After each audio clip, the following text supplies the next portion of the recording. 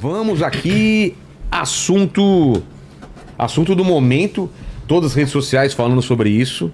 Vocês causaram aí um alvoroço, né? Primeiramente, se apresentem para quem não conhece vocês. Guto, tua câmera é aquela, dê um oi pro pessoal e se apresente. Fala pessoal, boa noite a todos, boa noite Amanda, boa noite Vilela, pessoal da produção, todo mundo que está nos acompanhando aí, sobretudo os nossos telespectadores. Eu sou o Guto Zacarias, sou deputado estadual, sou vice-líder do governo Tarcísio e coordenador do Movimento Brasil Livre. Fechou, Amanda, tua câmera é essa. Essa. Boa noite, obrigado pela oportunidade de falar do projeto. Acho que o primeiro podcast que eu tô falando, que eu consigo explorar ainda mais esse projeto que tá tão importante. Meu nome é Amanda Vettorazzo, vereadora recém-eleita aqui na cidade de São Paulo, também coordenadora nacional do Movimento Brasil Livre. Idades dos dois? Que constrangedor. Quero já saber, no começo, não é mesmo? Vocês têm cara de moleque e menininha. Eu quero saber a idade. Nunca pergunte a um homem seu salário e a mulher a sua idade, Vilela. Salário e idade. Você é público. Vai, idade. Eu tenho 25. E salário? Eu sou dona da Constituição. E aí? Mulher pra responder a idade vai ficar meia hora. Faz enigma. Aquelas, no final do podcast eu falo a minha idade. Fica até o final e eu descubro a minha idade. Anos, muito novo. O Kim tá com quantos anos? O Kim tá com 29 agora, né? 29, daqui a pouco tá aqui com a gente. Também vai falar, o Kim sempre atrasado. E não vai falar a idade. 36 anos, 36 Tá brincando? 36. Pô, eu acho que eu uso soja aí, né? Como que é o negócio da soja? Ô, Crato, você rindo é muito... Não foi isso não que eu ri. Cara, você acha que eu não tenho cara de 36 anos? Parece ter menos, até 34. Obrigado, cara. Acho que faz uns 36 anos aí que o Vilela fala a mesma coisa. Então, Amanda, eu quero começar contigo, então. Me explica... O que aconteceu? É uma PL? É uma lei? É uma proposta? A gente não entende nada de como essas coisas são feitas. Como que é? E por que vocês estão batendo nessa tecla aí? Bom, exatamente. A gente protocolou o projeto Anti-Uruã. É um projeto de lei? É um projeto de lei. O que é um projeto de lei, antes de mais nada? Projeto de lei, quando a gente, enfim, deputado, vereador, né? Quando você está no legislativo, você pode propor leis para o município, na minha competência município, o do Guto é a nível estadual e o Kim a nível federal. Então, eu propus aqui na cidade de São Paulo que a prefeitura fica proibida de contratar qualquer show ou espetáculo que faça apologia ao crime organizado. Então, esse é o corpo, a lei tem 4 páginas, é muito bem escrito. Porque já aconteceu isso no passado? Porque isso não aconteceu, isso acontece. Já aconteceu em São Paulo, já aconteceu em outras cidades, e isso acontece recorrentemente, né? De contratar, às vezes, shows, e no meio do show eles fazem apologia ao crime organizado, a incentivo ao uso de drogas, incentivo para matar a polícia e esse tipo de coisa. Então, a lei ela é muito clara e ela frisa que o município fica vetado de contratar qualquer show que faça esse tipo de apologia e de incentivo, principalmente aos jovens, para que consumisse esse tipo de conteúdo. E o que a lei fala? Né? A punição é de 100% do valor do cachê. Então, a prefeitura vai contratar um show, o sujeito vai ler o contrato do show e ele vai ter que assinar que ele não fará isso durante o espetáculo dele. E se ele fizer, ele vai pagar uma multa de 100%, ou seja, ele vai ter prejuízo, porque ele já fez o show, já contratou os músicos, e ele vai ter que devolver aos cofres o valor. Então, é uma forma da gente conseguir explicar, mostrar e também não proibir as músicas, mas proibir algum artista que faça esse tipo de apologia. Mas aí não pode contratar o Marcelo D2, então? Não pode contratar qualquer show. Pode contratar, inclusive, o Oruan, se eles comprometer que no meio do show ele não vai fazer apologia ao crime organizado. E por que estão chamando de lei anti-Oruan? Por que ficou o nome dele? Exatamente. Porque, enfim, né? O Oruan, em várias apresentações, ele faz apologia ao crime organizado, ele pede liberdade do pai dele, que é o líder do Comando Vermelho, né? O Marcinho VP. Ele faz shows, às vezes, com a camiseta, pedindo a liberdade do pai dele, fazendo apologia, cantando, inclusive, o hino do Comando Vermelho. Então, isso é, claro, uma apologia ao crime organizado. Então, se ele não fizer absolutamente nada, e se na letra dele ele conseguir tirar isso, ele pode fazer, mas ele vai assinar que ele não fará isso na cidade. Guto. Muito bom, é importante pontuar também, Vilela, que apologia ao crime já é crime no Brasil, né? Então tem muita gente faz um debate. Vocês não estão inventando, então? A gente não está inventando crime, né? É um absurdo, né? Eu fiz um vídeo recentemente que eu falei, imagina tentar explicar isso para um gringo, né? Ou seja, o Brasil, o Estado brasileiro foi lá e tornou crime a apologia ao crime. Aí o Estado brasileiro vai lá, vai pegar dinheiro da população via impostos e vai financiar shows que façam algo que o próprio Estado brasileiro disse que é crime. É um completo absurdo. Se esses artistas aí que tentam responder a gente, Amanda, sobretudo, Pose do Rô, do Oruan, demais artistas saíram em defesa, acham que a apologia ao crime tem que deixar de ser crime, aí eles têm que ir lá no Congresso Nacional e pedir para revogarem a lei. Eu vou pegar aqui o artigo certinho. Apologia ao crime já é crime. Tem que revogar essa lei. O que a gente tá pedindo é, algo já é crime, mas continua acontecendo. Então, algo vai acontecer, esse algo vai acontecer, mas sem dinheiro público envolvido. Tá naquele esquema. É proibido, mas se quiser, pode. É a famosa lei que não pegou. Apologia ao crime já é crime. O Estado brasileiro já tornou a apologia ao crime um crime. Então não faz o menor sentido ficar financiando com o dinheiro da população. E outra coisa, é um completo escárnio que no Brasil, que está aqui completamente solapado por uma crise de segurança pública, é um dos países que tem a maior taxa de homicídio do planeta, morre mais gente no Brasil do que países que estão em zona de guerra, e boa parte dessas mortes... Pigarro aqui. Vou pegar uma água aí. Acho que preciso de uma pastilha, tá ligado? Mó Michel Temer. Meteu um Temer agora aí. Aí. E boa parte dessas mortes, elas são oriundas justamente do crime organizado, dessas facções. Então tem muita gente que perdeu familiar, muita gente que perdeu amigo, que perdeu esposa, que perdeu namorada, que perdeu irmão, que perdeu alguém para o crime organizado. E aí essa pessoa paga imposto, o Estado brasileiro pega o imposto desse cidadão, a gente sabe que infelizmente não vai para educação, não vai para saúde, não vai para segurança, e aí corre o risco dessa pessoa estar num show e ter apologia à facção que matou algum familiar dele. Ou seja, é um completo absurdo. E se os artistas estão dizendo que não tem apologia ao crime nenhum, tá bom, que seja. Se o projeto for aprovado e não tiver apologia ao crime, ninguém vai ser enquadrado nem no crime de apologia ao crime, nem essa punição criada pela Amanda de reter 100% do cachê. É só não fazer. Muito simples. Agora, se estão se movimentando tanto pra barrar, é porque a sensação que dá é que eles querem fazer apologia ao crime. Isso não vai acontecer enquanto o MBL estiver de pé. E por que virou uma batalha ideológica esquerda e direita isso aí?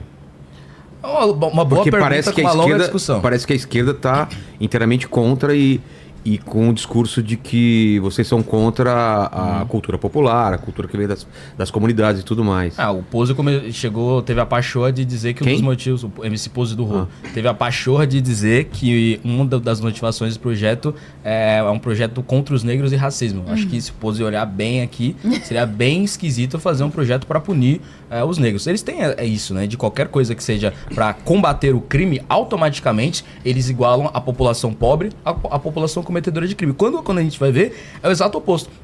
Pega a eleição aqui na cidade de São Paulo. O Guilherme Boulos, no segundo turno, perdeu em todas as periferias.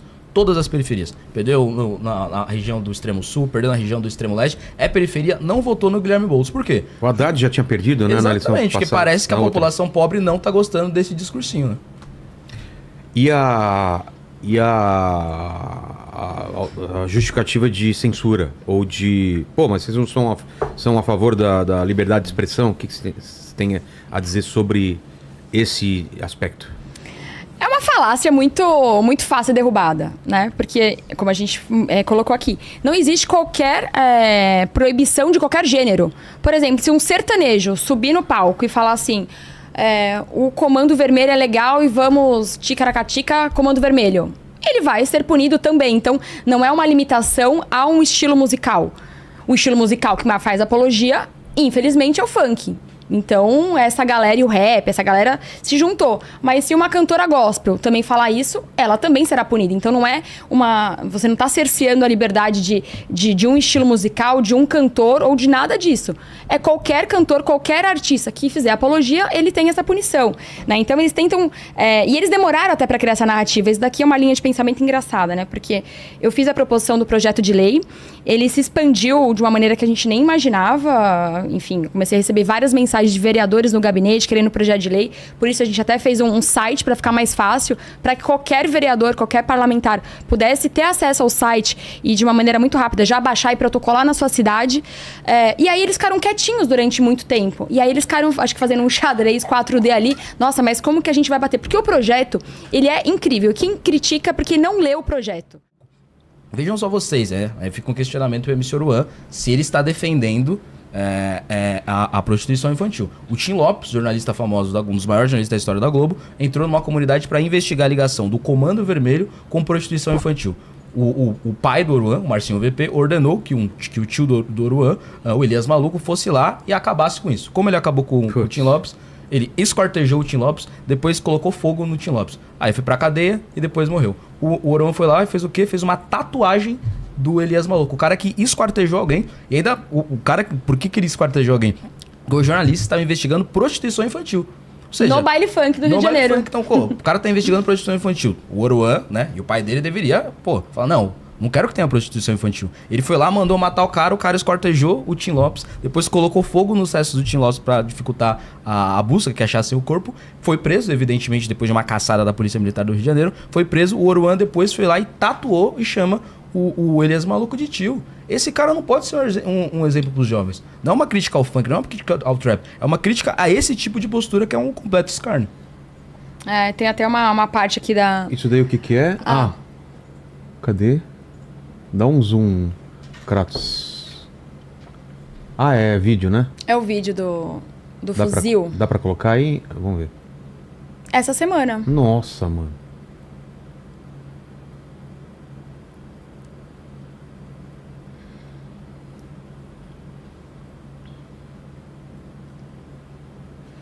Então, assim, a gente não pode normalizar isso, né? E exatamente esse lifestyle que ele vende e que a música vende, que a gente não pode normalizar. Porque essas pessoas, elas viram massa de manobra e elas acreditam, igual esse jovem que eu comecei a relatar, que foi aí que veio a ideia do PL Anti-Oruan.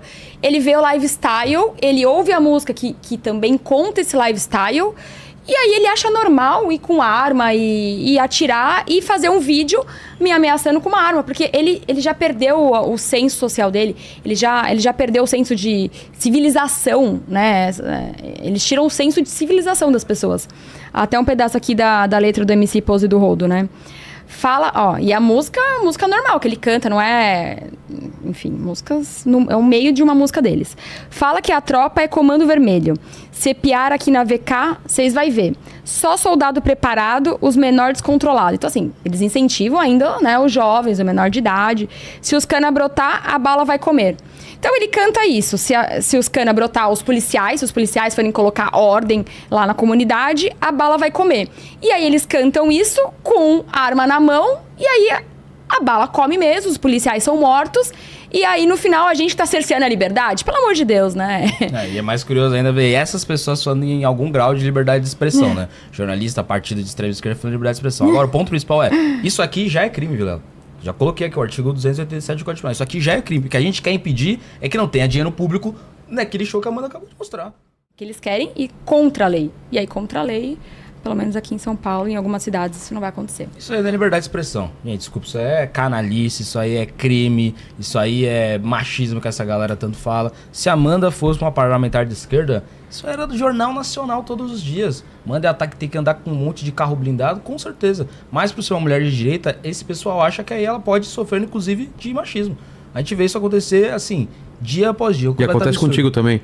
Com certeza, né? Com certeza. Você já foi chamado de capitão de mato? Do capitão de mato? Vezes. E tô cada vez mais processando, né? Porque isso já tá enquadrado no crime de racismo, né? Esses caras são assim. Então, por que um branco, quando não concorda com um negro de direita, ele tem direito de ser racista? Não tem, né, Vilela? A justiça já tá condenando Já tá condenando? Pelo menos isso, né? Já tá condenando o pessoalzinho que fala capitão do mato, outros ditos racistas. Daí pra pior, né? Pra mim, né? É o que eu falo, né? Essa galera, eles pegaram uma pauta virtuosa, que é o combate ao racismo, que é o combate ao machismo, que é o combate à homofobia, sequestraram essa pauta e transformaram todos esses movimentos identitários, movimento negro, movimento feminista, movimento LGBT, em satélite, sobretudo do Partido dos Trabalhadores, quando se não do maior satélite do PT, que é o PSOL. É um satélite dele. Tanto que um negro, quando sofre racismo, e existe racismo na sociedade, é uma chaga que a gente tem que enfrentar, claro, ele sofre racista dos racistas, né? E também dos esquerdistas. Quando uma mulher sofre machismo, ela sofre machismo dos machistas, eles existem, e sofre machismo também do movimento feminista. Quando um cara LGBT, ele sofre homofobia dos homofóbicos e sofre homofobia também do movimento LGBT. Que aí, ainda mais quando a gente denuncia um caso de racismo verdadeiro, verídico, eles já falam, mas você não é de direita, então tem que sofrer racismo também, não porque você é negro ou não é negro, mas porque você não concorda com esse pessoal. É o que a gente fala, que é uma escravidão moderna, né? A nova escravidão que, felizmente, eu já tô vendo cada vez mais negros, mulheres, gays, minoria, no geral, se levantarem, né? Tem mais coisa pra passar aí? Não, aqui não. Daí? Não. Vamos abrir para perguntas algumas, depois a gente continua e o Kim daqui a pouco, né? Fechou. Tá. Tem uma pergunta aqui do Gui Ramos, que ele fala assim: personificar essa lei não foi um erro estratégico? Afinal, mesmo se válida, ter o nome dele inevitavelmente traz um aspecto de perseguição, não acham? Não. Porque no corpo da lei não tem Oruan. Eu quis exatamente exemplificar do que eu não quero. Eu não quero alguém que vá com o líder do Comando Vermelho fazendo show e fazendo apologia ao crime organizado. Eu só quis exemplificar a lei com uma imagem, mas não. Por isso que a lei é até constitucional e por isso que ela já passou em 9 cidades. Porque a lei, ela é muito clara e não tem nada disso. Isso aí é um... Desculpa falar assim, mas isso é um chororô, né? Qualquer projeto de lei no Brasil, ele tem um nome. Né? Quando você vai ver, sei lá, a PEC do teto. Ela provavelmente é PEC número 7.488 de 2022, sabe? Uma coisa assim. E as pessoas vão lá e colocam o nome para ficar mais fácil de... Identificação. De identificar. Esse do PL anti-Oruan fica claro. É um cara que faz sim várias vezes apologia ao crime organizado, que tem tatuagem de cara que esquartejou e que matou gente. Tem tatuagem do Marcinho VP, que é o pai dele, que é um dos maiores traficantes de drogas da história do Ocidente, né? O líder de uma das maiores facções da América Latina, que é o Comando Vermelho, faz apologia sim, pede liberdade de um monte de bandido sim, tá atacando várias pessoas por defender esse projeto, e a gente quis colocar esse nome dele aí numa questão de comunicação. No corpo do projeto não tem nada disso. Poxa vida, vamos escutar o Kim então. Peguem aí os fones, por favor. Vamos ver o que o Kim tem a Quem tá esperando é um tempão, hein, coitado. Tá esperando coitado. um tempão lá. Ele já mandou mensagem Ele aqui. tá em Brasília? Tá lá em Brasília. Então manda, Kim. Fala Vilela, Amanda, Guto, beleza? Todo mundo que nos assiste. Não pude estar aí hoje porque estou em Brasília, hoje é dia de sessão. Mas o que eu quero falar com vocês é um tema que está diretamente relacionado à Lei anti-Oruan, que vocês com certeza vão falar muito desse projeto, né? Um tema que está relacionado é o Plano Pena Justa, que saiu essa semana, né, por parte do governo federal e também do CNJ, que é um órgão administrativo vinculado ao judiciário, presidido pelo presidente do STF, que é o Barroso.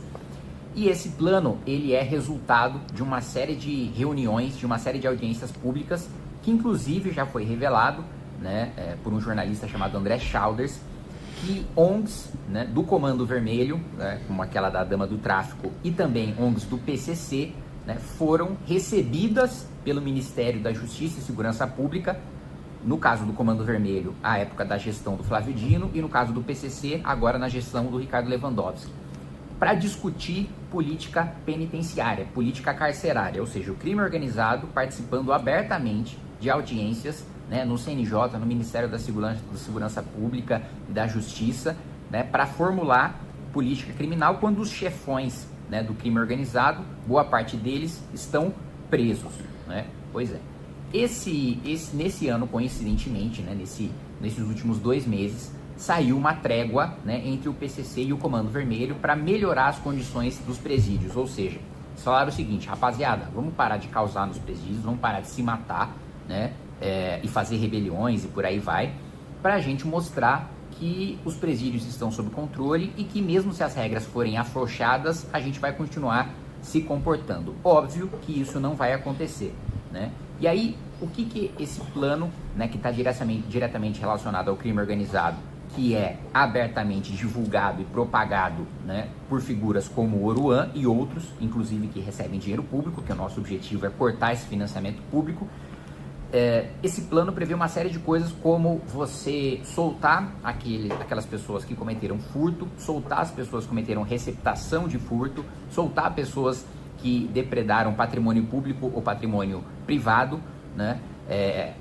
Afrouxar as condições em que ficam os líderes de facção. Eles dizem que, na realidade, endurecer o isolamento de chefe de facção criminosa não só não resolveu o problema, como ainda configura maus tratos, tá? Maus tratos contra chefe de facção, a galera que esquarteja, mata, que faz micro-ondas, né, deixa cheio de pneu, joga gasolina em cima, bota fogo e chuta morro abaixo. Tão preocupado com os maus tratos com esse pessoal, né? Tudo isso, né, dialoga. Não é à toa que a gente recebeu tanta ameaça e tanto ataque ao apresentar o projeto de lei anti-Oruan, porque isso incomoda diretamente o crime organizado. Não é à toa que a gente recebe vídeos, né, de gente armada falando que se encontrar a gente na rua nós vamos morrer, a partir do momento em que o Oruan marcou o perfil da Amanda no Instagram e todos nós começamos a receber vários ataques. A Amanda que mais começou a receber ataques por ter sido a primeira a apresentar e a pessoa responsável por ter essa ideia.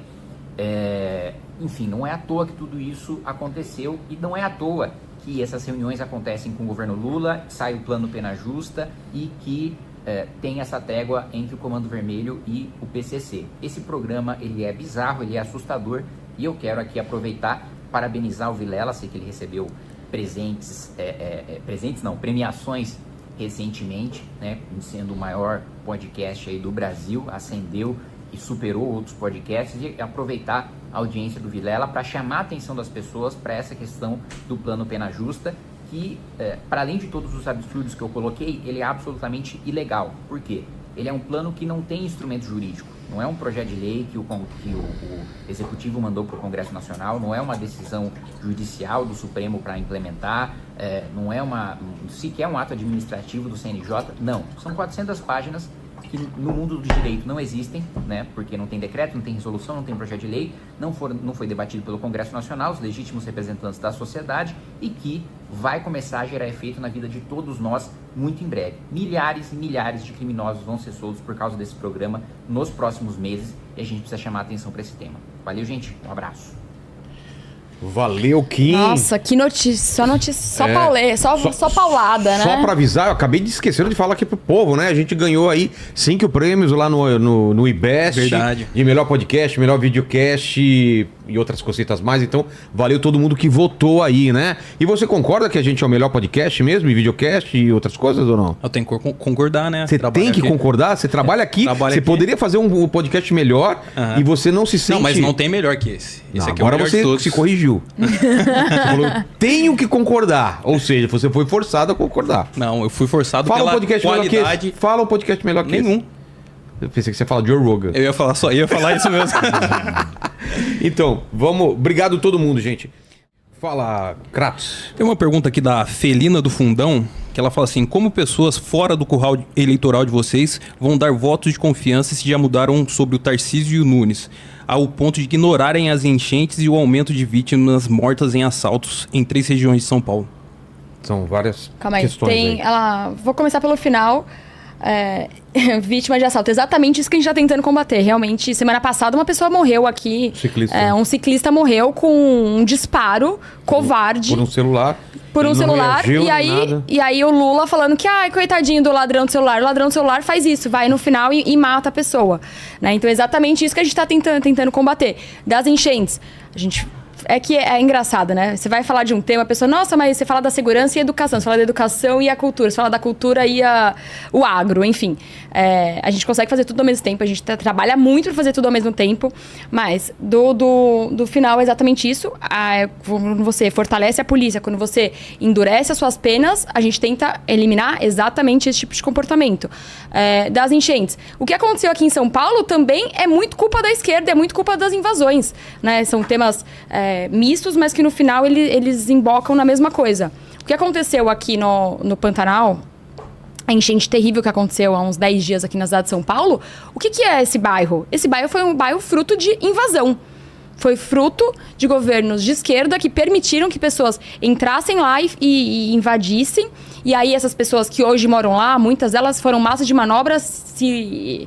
compraram ali o terreno de facções, porque é isso que eles fazem. Eles invadem com um propósito social, depois essas pessoas viram reféns numa narcocidade, num narco-espaço. Eles vendem o gás, eles vendem a internet, eles alugam esses espaços, e aí quando acontece uma tragédia como essa, é exatamente fruto de uma invasão. Então, também protocolei aqui uma CPI das invasões, foi a primeira CPI apresentada aqui na Câmara de São Paulo, que é para fiscalizar e para entender quem está por trás das invasões de prédio do centro de São Paulo, quem tá por trás das invasões do MTST, do MST e de todos esses outros movimentos aqui na cidade de São Paulo. Então a gente também está correndo atrás disso. Agora de Tarcísio e de Ricardo Nunes. O que é o apoio do MBL para os dois? É isso que ele tá falando? Foi apoio? Como que ela falou? Como que o... eu vou ler de novo o começo. O pessoal tá falando que como o Nando pessoas Moura que mandou essa... falaram isso. Como pessoas fora do curral eleitoral de vocês vão dar um voto de confiança e já mudaram sobre o Tarcísio? E assim, primeiro que a gente não quer curral eleitoral, né? A gente quer pessoas, a gente quer eleitores pensantes e eleitores que nos ajudem nas nossas propostas, não um curral eleitoral. Mas vamos lá, Ricardo Nunes. Ricardo Nunes, a gente tinha o nosso candidato, que era o Kim Kataguiri. Trabalhamos durante 1 ano e meio no plano de governo do Kim. Teve aqui como pré-candidato? Teve aqui como pré-candidato, assim, eu, o Guto, o Renato, o Renan, enfim, todo mundo. A gente trabalhou muito, a gente trabalhou durante 1 ano e meio num caderno de propósitos do Kim Kataguiri. A gente estudou São Paulo, a gente foi pra fora, a gente foi ver algumas políticas públicas na Bahia, o Kim viajou até pro exterior para procurar. E aí, é óbvio que a gente queria o Kim, porque era a nossa opção, né? Agora, no segundo turno, contra o Boulos, a gente pegou as propostas do Kim e falou o que está mais parecido. Obviamente, as propostas do Ricardo Nunes, elas estavam muito mais de acordo com tudo que a gente pensa para São Paulo. E aí, no segundo turno, a gente sim apoiou o Ricardo Nunes e ele tá me surpreendendo, ele tá fazendo uma ótima gestão. Tô tendo agora a oportunidade de conhecer as secretarias, de visitar, de entender a agenda de cada secretário e ele tá fazendo uma boa gestão. Agora, do Tarcísio, acho que o nosso vice-líder aqui consegue... Claro. Já escutei essa algumas vezes, menos do que eu imaginei quando eu aceitei o convite do governo para ser vice-líder do governo. Começando primeiro sobre assaltos e enchentes, né? Acho que são dois alerta. Ó, viu, gente? A prefeitura trabalhando aqui, ó. Cuidado, gente. Alerta. Chuva forte, intensidade na zona norte, centro e oeste de São Paulo. Uma novidade boa, né? Usar tecnologia para isso, eu gostei. Sobre enchentes, eu sou um dos deputados que mais enviou verba para a defesa civil, mais de R$1 milhão. Sobre segurança pública, ele falou do furto. Eu sou o deputado que mais investiu em segurança pública, R$13 milhões em emendas, uma percentual que nenhum parlamentar tem, nem de esquerda nem de direita, nem da bancada da bala, nem defensor de bandido, nenhum tem esse percentual. Então acho que a gente está num lugar de falar legal para poder falar de desastre, né? E de furto, né? Sobre o apoio ao Tarcísio, eu sou uma pessoa sincera e sempre fui sincero com o meu eleitorado, com meus seguidores, com o público da militância do Movimento Brasil Livre.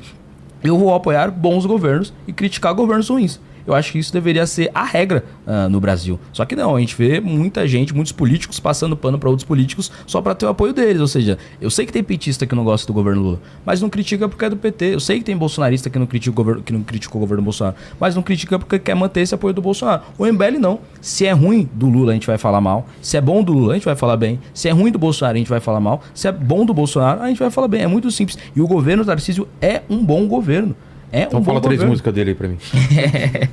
O governo Tarcísio é um bom governo na área de segurança pública. A segurança pública de São Paulo tem problemas? Óbvio que tem problemas, é que a gente tem a maior facção criminosa, sei lá, fora da Colômbia, uma das maiores facções criminosas do mundo, que é o PCC. Então tem problema sim, mas mesmo assim São Paulo tá com a menor taxa de homicídios da história.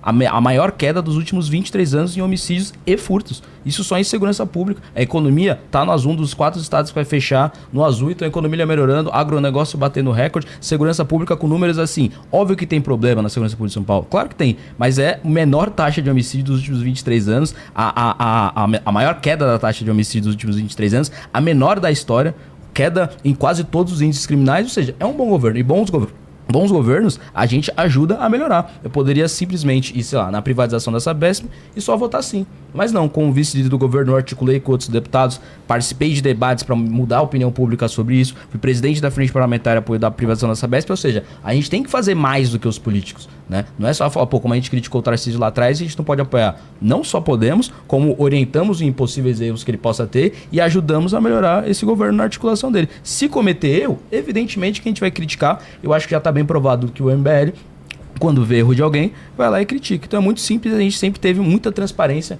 com a nossa militância, que certamente nos apoia. E muita independência, exatamente como o Guto colocou, para pontuar e para ajudar possíveis erros e para auxiliar, para construir, né? Não tem como o Guto tá lá e, enfim, não apoiar exatamente, não mandar emenda para segurança pública, né? Se é uma pauta nossa. O secretário Derrite está fazendo um excelente trabalho aqui. Imagina se não tivesse alguém, se não tivesse um Tarcísio, não tivesse um secretário Derrite, alguém com pulso firme no estado de São Paulo, assim. Possivelmente o estado de São Paulo estaria caminhando para virar um Rio de Janeiro. Então, se a gente está conseguindo segurar o crime organizado, é graças à boa gestão do governo. Manda, Kratos. O Rafael Augusto, ele fala assim: Amanda, o que você achou da Manuela Dávila se esquivando da pergunta que o Vilela fez sobre as ameaças que você sofreu? Nossa, tinha até esquecido. Me mandaram esse corte aí. Que assim, na verdade, eu não esperava nada dela, né? Assim como quando minha casa foi invadida, assim como minha casa foi pichada, minha mãe foi amordaçada, assim como eu apanhei, assim, aquele silêncio ensurdecedor das feministas. Então, assim, eu não esperava nada dela. Agora, ela falar que eu merecia e que eu deveria, como que era? Eu deveria pensar no que eu fiz. Eu acho que essa fala diz muito pouco sobre mim, diz quase nada do Urô, e diz muito sobre ela, e diz muito sobre a hipocrisia da esquerda, que é em relação à mulher, né? Parece que para ela eu não sou mulher, parece que, enfim, para a esquerda o Guto aparentemente não é negro, e parece que para a esquerda aparentemente eu não sou mulher, né? Então essa hipocrisia da esquerda é algo que é tão normal, e infelizmente eu não espero nada delas, mas só mostra muito da essência dela, da essência da esquerda e do que eles pensam. É que aquilo, né? Já tá claro, né? A gente já pode falar. São tantos e tantos e tantos exemplos, Vilela, aqui, já tá claro. A gente já pode falar com certeza que o movimento negro não se importa com os negros. Ele se importa com o PT. O movimento feminista não se importa com as mulheres.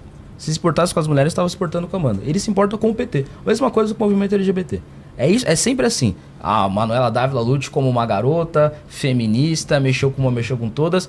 Mexeu com todas desde que não seja do MBL. Todas desde que não gostem e não critiquem o Lula. Mexeu com todas desde que não seja uma pessoa que se considera liberal, que se considera conservadora, que se considera cristã. Quando é assim, sofre ataque dos machistas e sofre ataque também do movimento feminista. Então a Amanda deveria ter repensado o que ela fez pra não sofrer ataque. Ué, cadê aquele pessoal que dizia que nunca é culpa da vítima? Que a mulher, não, a culpa não é nunca da mulher, mas quando é a direita fazendo... Eu tenho que pensar. Aí tem que pensar bem, né? Se tivesse em casa, eu não teria sofrido ataque. Se não fosse parlamentar, se você não se envolvesse com a política, se você não estivesse trabalhando, não estivesse exercendo a sua função de vereadora, de fazer proposição de lei e não entrasse pra política, talvez você não teria sofrendo isso. É uma perseguição política, né? A Manuela Dávila, desculpa cortar, ela deu, quando acabou a eleição de 2024, né, a eleição que a Amanda saiu vencedora, e boa parte da esquerda, sobretudo os identitários, perderam, Maria do Rosário, Boulos, ela disse que acho que a esquerda brasileira não tá conseguindo passar a nossa visão para eles. Essa visão aqui, não vai conseguir nunca. A Miriam Arado, ela fala assim, PCC e Comando Vermelho formado pela esquerda, isso é crime. A esquerda teria formado quadrilhas? Interrogação. Quais são as provas que vocês têm sobre isso? Isso é amplamente noticiado, né? Que o nascimento do Comando Vermelho, ele é oriundo da Falange Vermelha, e isso vai começar justamente nos presídios carioca, né? Isso é amplamente documentado, mas para essa galera nunca tem erro nenhum de esquerda, não tem terrorismo de esquerda, não tem Comando Vermelho, não tem apologia ao crime show, não tem nada. Nunca tem nada. Fala, Kratos. O Pericles, ele fala assim, esse projeto pode se expandir para festas particulares? Se a festa particular tiver dinheiro público, mas não terá porque é festa particular. É isso que eu falo do projeto, né? Todo mundo que critica é porque não leu. Porque tem até uma live de uma pessoa, enfim, que foi criticar e no meio do projeto ele, calma, mas se é assim é bom. Né? Então, eu convido todo mundo, e eu convidei inclusive até o Uruan pra falar. Eu convidei ele na Câmara, falei, pode vir aqui, me explica por que você acha que a gente deve patrocinar o seu show. Pode trazer o seu MC qualquer coisa, não tem problema. E ele respondeu como? Não respondeu e não aceitou meu convite. E eu proponho também, todo mundo leia o projeto e critique uma parte do projeto. É que esse tipo de pergunta é exatamente o tipo de pergunta que eu recebi. Assim, é tão bobo porque as pessoas não leem o projeto. Né? Se é uma festa particular não pode ter dinheiro público. Logo, não tem por que existir. Eu trouxe um livro aqui que conta essa história do Comando Vermelho. Comando Vermelho, a história secreta do crime organizado. O autor é o Carlos Amorim. Tem esse livro, tem vários outros livros, tem documentário. É algo que nem a esquerda brasileira nega, né? Sobre como a criação do Comando Vermelho é oriundo da Falange Vermelha e vem sobretudo dos guerrilheiros / terroristas que ficaram presos com esse pessoal. O Alex, ele fala assim, quais são os próximos projetos que vocês pretendem aprovar com relação ao combate ao crime? Meu projeto o principal é o Anti-Escola do Crime, que ele proíbe que membros faccionados, né, ligados a alguma facção criminosa, seja o PCC, que é a maior aqui em São Paulo, seja qualquer outro, esteja na mesma cela com um preso que não é faccionado. Ou seja, se tem uma cela que tem um membro do PCC, não pode ter na mesma cela membros de pessoas que não são de facção. Porque isso que a gente vai criar com esse mecanismo que acontece hoje em dia é a famosa Escola do Crime. O PCC basicamente tem ali um curso técnico de crime onde ele fica recrutando as pessoas dentro das cadeias, dentro dos presídios, para ter condições melhores, para ter uma cela melhor quando vai ter a sua visita íntima. A gente quer separar membros faccionados de membros não faccionados. Isso com certeza vai ser um ataque gigantesco no comando, no crime organizado, que não para de se expandir, e esse é um dos motivos disso acontecer. Tem vários outros projetos também sobre segurança pública, mas esse ano o meu projeto que eu quero aprovar sobre segurança pública é esse. Já aprovei outros no passado também sobre outras temáticas. Cavalos. Ó, vem da volta.